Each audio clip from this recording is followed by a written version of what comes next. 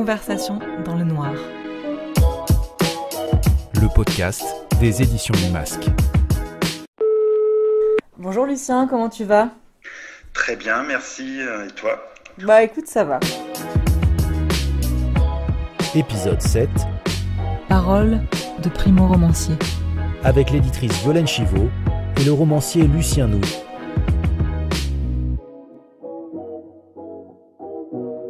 J'entre tout de suite dans le vif du sujet par une rapide présentation. Toi, tu es professeur de littérature et de philosophie du XVIIIe siècle à l'Université de New York, où tu vis. Et tu es l'auteur d'un premier roman qui vient de sortir aux éditions du Masque, qui s'intitule « Nous ne négligerons aucune piste ». Dans ce roman, on suit un commissaire, le commissaire Bordarié, qui a 50 ans. Toi, tu dis la cinquantaine un peu compliquée, tu nous expliqueras pourquoi. Et ce commissaire, il mène une enquête après que le corps à demi carbonisé d'une jeune femme a été découvert dans la Garrigue nîmoise. Est-ce que tu peux nous dire pourquoi tu as choisi ce genre, le polar, pour écrire ce premier roman ? Oui, c'est vrai que j'ai toujours été un lecteur de polar. Alors, pas un lecteur érudit, systématique, comme on en croise parfois. Il y a des amateurs qui ont des collections entières. Mais moi, c'était une lecture plaisir dans ma bibliothèque d'enfants, d'adolescents. Il y a toujours eu pas mal de mauvais genres, la SF, avec des gens comme Stephen Wool, Barjavel, Philippe Dick, Bradbury. Puis il y avait le roman policier qui était bien présent. Alors mes grands plaisirs de lecture, c'était les enquêtes du juge-T, par exemple, de Robert Von Gulik, avec des titres magnifiques, Le squelette sous cloche. Je lisais ça dans la collection 10-18 avec un ami. On buvait du thé vert, on échangeait, on se croyait chinois. Puis, c'était vraiment une lecture pour échapper au quotidien. Et puis, beaucoup plus tard, j'ai découvert les Américains, Chandler, Hammett, Patricia Highsmith, Jim Thompson, Goodies. Et puis, encore plus tard, je suis tombé sous le charme de Manuel Vázquez-Montalbán, Andrea Camilleri, qui travaillent dans une autre veine, plutôt dans le prolongement de Simenon. Puis, il y avait les Français aussi, Léo Mallet, Jean Amila, Deninx. Enfin, c'était un grand mélange, des lectures sans méthode, vraiment guidées par le hasard et le plaisir. Donc voilà, le genre était présent dans ma vie et en même temps, depuis très longtemps, vraiment depuis l'enfance, j'avais envie d'écrire. Ouais. Mais c'était une envie qui était repoussée à plus tard, toujours. Puis un beau jour, j'ai décidé de franchir le pas en me disant... À tort d'ailleurs, qu'écrire un bon polar, ça serait peut-être plus facile qu'écrire un bon livre de littérature dite générale. Je me suis aperçu que c'était un mythe. En plus, c'est un mythe assez répandu. Oui, c'est vrai. Simenon, par exemple, il fait la distinction entre ses maigrets et ses romans qu'il qualifie de durs. Il dit qu'il a eu besoin des rampes du roman policier pour s'en servir autre chose. Donc voilà, j'ai été un peu heureuse victime de ce cliché. Écrire sous la contrainte d'un genre et d'une structure, c'est rassurant, mais c'est aussi très compliqué. Presque aussi compliqué que faire quelque chose de neuf, en fait. Tu penses que c'est parce que c'est rassurant, parce que c'est cadré, et puis finalement, quand on s'y met, on se rend compte que c'est pas si facile, quoi. Voilà, il y a un cadre, il y a une structure, des scènes, découverte du corps, passage à la morgue, etc. Puis voilà, on s'aperçoit que c'est un peu comme un morceau de blues. On peut passer à travers tous les accords, mais pour que ça sonne vraiment, il faut qu'il y ait quelque chose d'autre. C'est vrai, mais c'est très atmosphérique aussi, et d'ailleurs l'histoire se déroule justement dans un petit village des Cévennes, il fait très chaud, il y a vraiment quelque chose de très... on s'y croirait en tout cas quand on le lit, et c'est une ambiance qui est évidemment du coup très méditerranéenne. Je sais que c'était voulu, est-ce que toi tu peux nous parler un peu de ce décor, et tu parlais de Camilleri, de Montalbán, c'est ces auteurs-là qui t'ont inspiré ce décor, ou est-ce qu'il y a d'autres raisons ? Je crois que ça vient d'abord du fait que c'est des lieux que je connais bien. On dit toujours qu'il faut écrire sur des lieux qu'on connaît. Voilà, la région nîmoise, j'ai senti que j'allais vraiment pouvoir faire quelque chose avec ça. J'y passe beaucoup de temps, j'ai encore beaucoup de famille là-bas. C'est vraiment là que j'ai le plus d'attache. Au-delà de cet ancrage de nature, on va dire, biographique, je crois qu'il y a quelque chose pour moi dans le Sud en général. C'est presque chimique, il y a des images qui me reviennent, des lieux que j'ai envie de revoir, un palmier au Portugal, je sais pas, un jardin romain. Enfin, ça tient à presque rien, mais voilà, c'est une méditerranéité que j'aime et j'aime y être, et en écrivant, j'y suis. Donc, ouais. Il y a peut-être un côté littérature d'exil en fait dans les choix des lieux que je mets en scène, parce que voilà, j'y suis l'été, et encore maintenant aux États-Unis, voilà, je me rêve méditerranéen. Et pour revenir à ce roman, donc quand le commissaire Bordarier, ton personnage principal, il débarque dans le village où se déroule l'enquête, il est confronté en fait à un conflit entre le maire et ses soutiens au sein de la bourgeoisie et un groupe de zadistes qui, eux, s'opposent totalement à la création d'un zoo qui est censé relancer l'économie, attirer des touristes. Et en fait, moi, je trouve qu'il y a beaucoup d'humour noir dans ton roman, et notamment dans la description de ces personnages-là. Leur médiocrité, leur égoïsme crasse, ça nous arrache plus de rire et de tendresse que de jugement. Est-ce qu'il y a un message à travers ce portrait que toi tu dresses de cette société déchirée, ou bien c'est une simple photographie comme un Polaroid que tu montrerais au lecteur mais sans jugement justement? Il y a des choses dans ce roman qui sont effectivement de l'ordre de la photographie. Après, c'est une photographie de ce que je vois. C'est-à-dire qu'il y a un filtre qui est le mien, qui en l'occurrence, faut bien l'avouer, plutôt pessimiste. Et en même temps, tu as tout à fait raison de dire qu'il y a plus de tendresse que de jugement dans ce livre. Même si Bordarier est confronté aux criminels les plus abjects, on a l'impression que son premier réflexe reste l'indulgence. Ça, c'est quelque chose que j'ai consciemment travaillé dans le roman. J'explique même, en fait, à travers l'introduction d'une sorte de figure tutélaire, ce commissaire qui a formé Bordarier, et qui apparaît un peu de manière spectrale. Ouais. Donc, la philosophie de ce commissaire, c'est une sorte de Maigret, c'est qu'on ne peut pas être autrement que soi. On est sur des rails, on est complètement déterminé. Dire qu'on pourrait agir différemment de ce qu'on fait, ça supposerait une sorte d'aberration. Ça supposerait qu'on puisse être à la fois soi et autre en même temps. Et donc ce déterminisme, Bordarier se l'est complètement approprié. C'est quelqu'un de lucide, il voit clair dans le jeu des uns et des autres, mais il n'y a pas de haine en lui, il n'en veut à personne, parce qu'il sait que personne ne peut être autre que soi. Et c'est peut-être un peu ça la clé de cette presque tendresse. Enfin, je crois que c'est là que l'humour intervient, hein, l'humour noir. Les gens sont ce qu'ils sont, c'est-à-dire tout sauf des diamants, mais voilà, on peut encore en rire. C'est vrai que j'ai travaillé une veine satirique. Hein. Il y a aussi une part de code littéraire dans cette vision du monde. Mais oui, il n'y a pas de héros. Hein. Tout le monde est plus ou moins petit, médiocre, même Bordarier. Mais lui s'en rend compte. Il lutte un peu contre ça. C'est la différence peut-être avec les autres, quoi.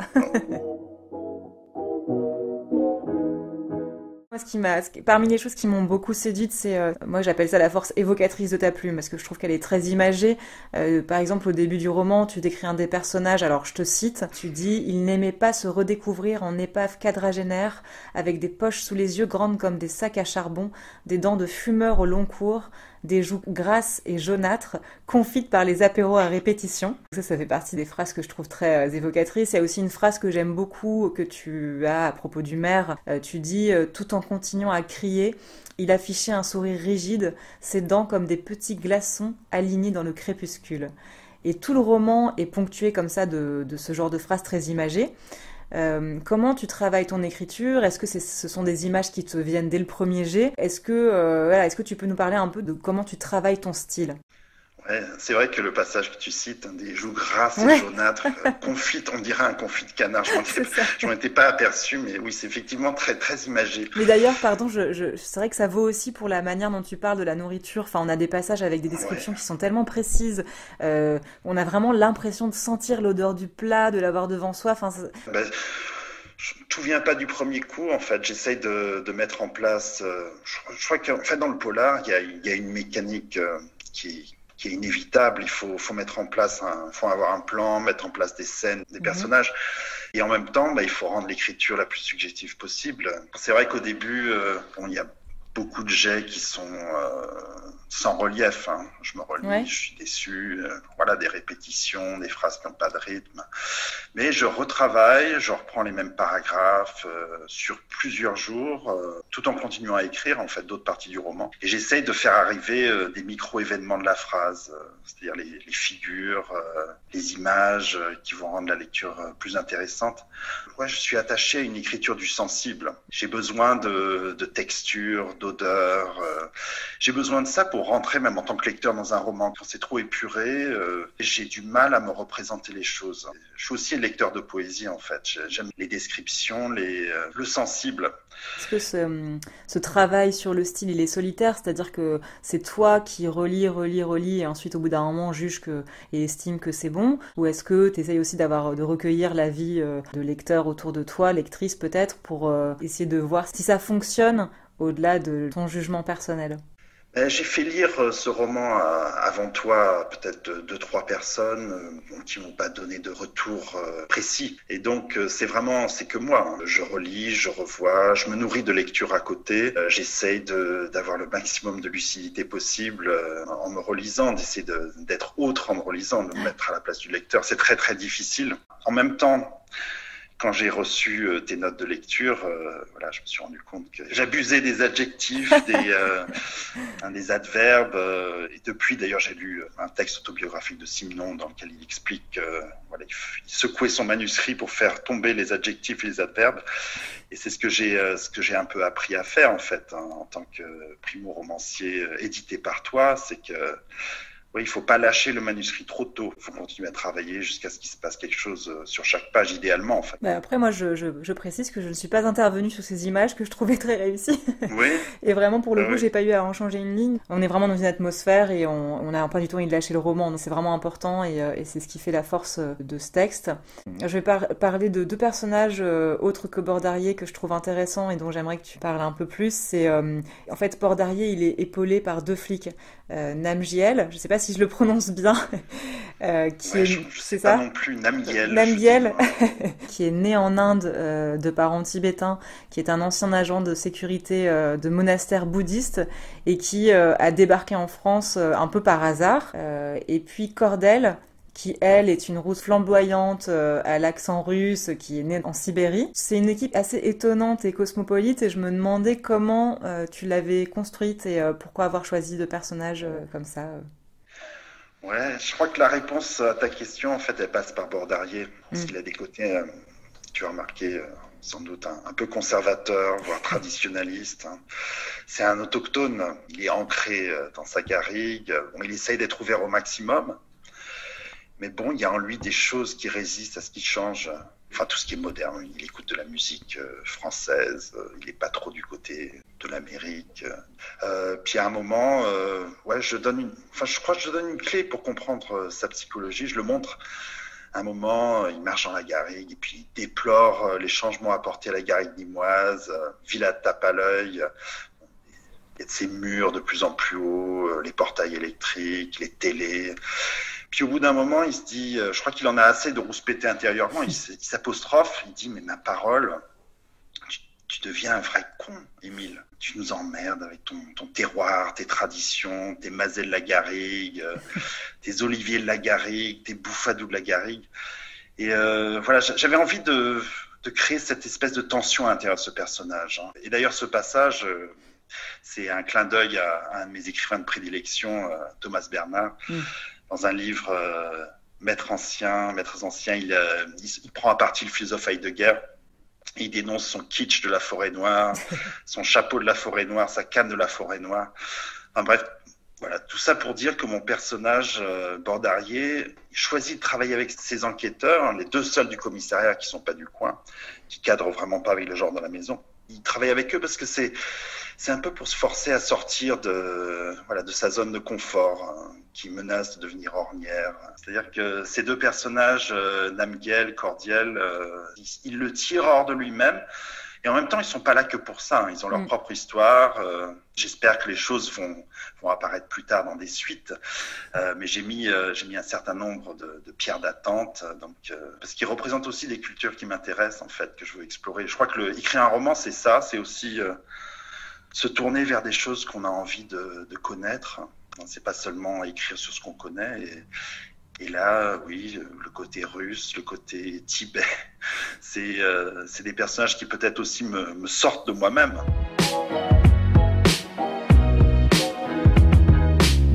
Conversation dans le noir. Pour revenir à Bordarier, donc à Émile Bordarier, ton personnage principal, Je voudrais juste emprunter les mots du journaliste et critique littéraire Michel Abesca, qui en a tellement bien parlé sur France Inter dans son émission Le Polar sonne toujours des fois. Ouais. Et il dit d'Émile Bordarié qu'il porte sa cinquantaine comme un vieux costume. Alors déjà cette phrase, je la trouve magnifique. Il dit aussi que c'est un homme au regard et à l'humour incisif, intelligent, cultivé, amateur de bonne cuisine, de littérature, amateur aussi de chansons populaires comme l'était Montalbán. C'est vrai qu'il y a un côté, donc je le disais juste avant, mais un peu polar à l'ancienne, avec ce commissaire qui est pas tout jeune, qui aime la bonne chair, qui refuse jamais un verre de vin.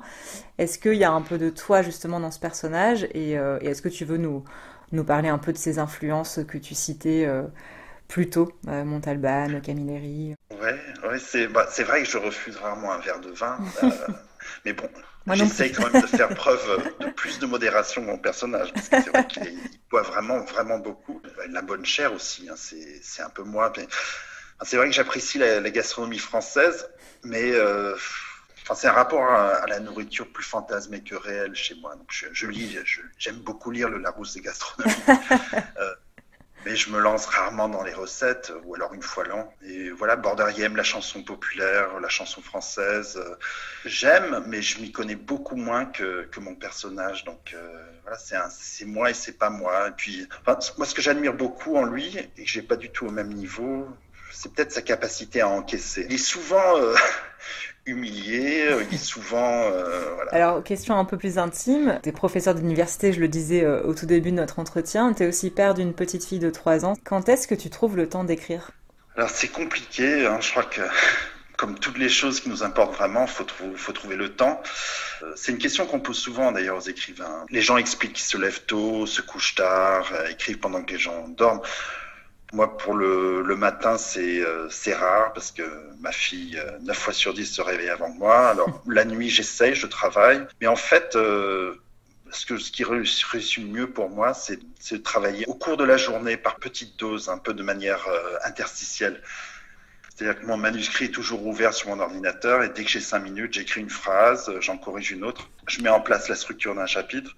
Tout est dans le même document. Et puis, de minutes crapillées par-ci, par-là, quelque chose se construit, elle s'additionne. Ce premier polar, tu le mûrissais depuis longtemps. Alors, tu n'es pas très vieux, mais, mais c'est vrai qu'on se demande pourquoi l'avoir écrit à ce moment-là de ta vie et pourquoi, est-ce que tu en avais écrit d'autres avant, mais sans oser les finir ou les envoyer? Enfin, quelle est l'histoire en fait en coulisses de ce livre? Oui, j'ai fait des tentatives il y a 10 ans. Je vivais à Pittsburgh. J'avais commencé à écrire une enquête menée par un certain commissaire Kowalski. Et j'avais vraiment été séduit par l'atmosphère de cette ville, une atmosphère noire, vraiment, ponts rouillés, ruines industrielles. C'est une ville très très belle, mais une ville en partie en ruine. C'est ça qui m'a aussi poussé vers le polar. Et puis j'ai abandonné. Je crois que j'avais pas les moyens techniques à l'époque, en fait, pour aller jusqu'au bout. J'avais pas bien fait le plan. Et puis, de faire parler des personnages américains en français, ça a fini par me gêner, je crois. Les dialogues venaient en anglais. Et puis, j'avais l'impression que quelque chose se perdait en français et c'est devenu une sorte de blocage. Alors, j'ai laissé tomber et il s'est écoulé des années. Et puis, je me suis relancé 6 ou 7 ans après. Avec ce qui est devenu Nous ne négligerons aucune piste. Et là, c'est allé très vite. Mais j'avais une année sabbatique. Et donc, j'ai pu écrire de manière plus régulière. Ouais, ça s'est fait peut-être en quelques mois. Est-ce que tu peux nous livrer tes premières impressions de primo-romancier? Ça fait 1 mois que ton roman est sorti. Il est sorti le 14 octobre. Comment est-ce que tu vis cette entrée en littérature noire? C'est vraiment une très très belle expérience, une sorte d'incarnation. Hein. Enfin, l'écriture, c'est un peu une forme de folie. Au début, on crée des personnages, un monde. Puis après, bon, si on a la chance d'être lu, ces personnages commencent à exister pour les autres. Donc on se dit, j'étais pas si fou. Ou alors d'autres le sont venus avec moi.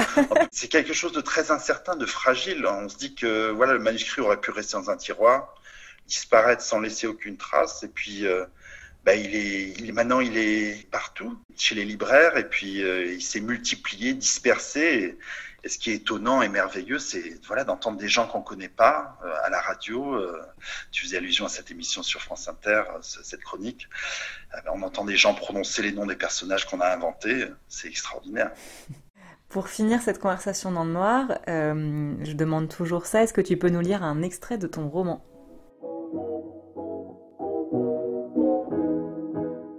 Qu'est-ce qui avait délogé du labyrinthe de sa mémoire le fumet d'une gardienne préparée un dimanche d'août 1975, quelques jours après la mort de son père ? Mystère.